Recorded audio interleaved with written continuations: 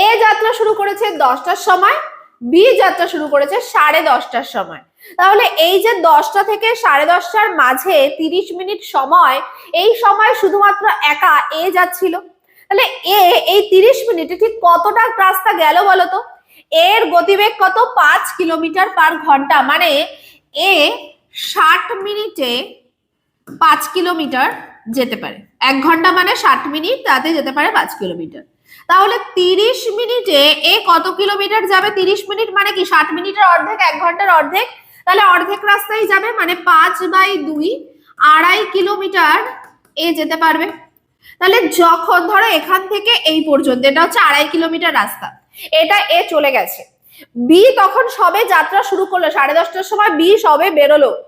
এবার বলছে বি কখন একে ধরবে।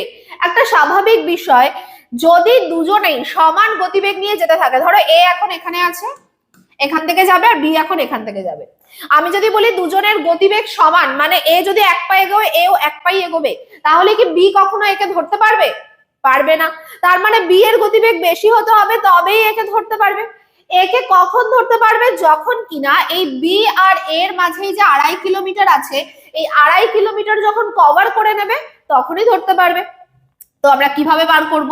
কত কিলোমিটার কভার করতে হবে? 2.5 কিলোমিটার, ডিস্টেন্স হচ্ছে 2.5 বাই আমাদের কি বার করতে হবে? টাইম। টাইম মানে ডিস্টেন্স বাই স্পিড। তো ডিস্টেন্স 2.5 কিলোমিটার কভার করতে হবে। স্পিডের কথায় যদি আমি আসি, দুজনে একই দিকে যাচ্ছে, তাহলে আপেক্ষিক গতিবেগ তৈরি হবে।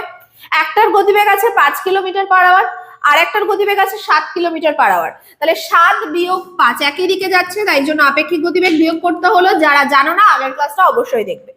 তাহলে 2.5/2, পয়েন্ট উঠিয়ে দিলাম 0, 5 5 25, 4 5 20। আমি একে ঘন্টাটাকে মিনিটে নেওয়ার জন্য 60 দিয়ে গুণ করলাম। 4 15 60, 5 15 75। তাহলে 75 মিনিট পরে বি একে ধরে ফেলবে। 10:30টার সময় বি বেরিয়েছে, 75 মিনিট মানে কি 60 মিনিট প্লাস 15 মিনিট, 60 মিনিট মানে 1 ঘন্টা। তাহলে 10:30 থেকে 11:30 বেজে গেল। আর 15 মিনিট পরে বি একে ধরবে। 11:30টার সাথে আরো যদি 15 মিনিট যোগ করে দিই, তাহলে হয় 11:45। তাহলে সকাল 11:45-এ বি একে ধরে ফেলবে।